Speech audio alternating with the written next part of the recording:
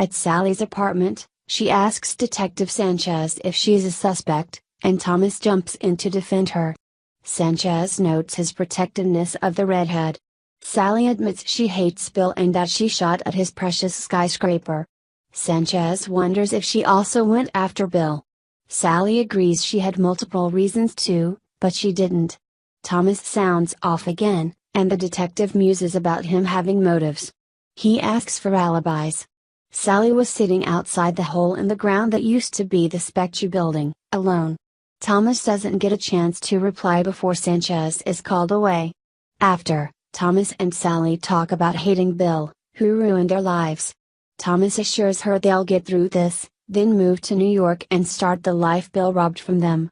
Thomas gets a call that Carolyn left Douglas with his grandmothers, then informs Sally she went to a dark place after confessing.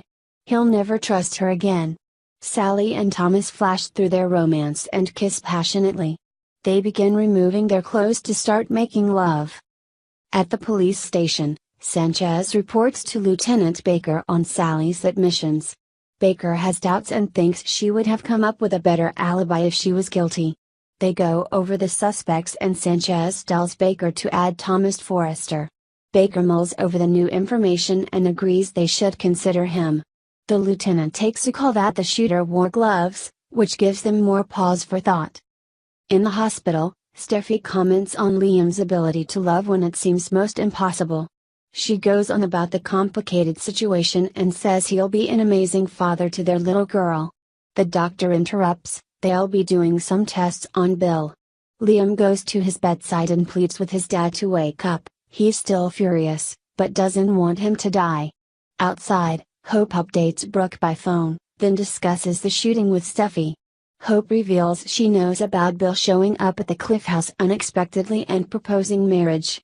Steffi doesn't know if he was trying to sabotage her reunion with Liam. He was just all worked up about people hating him and trying to get what he wanted.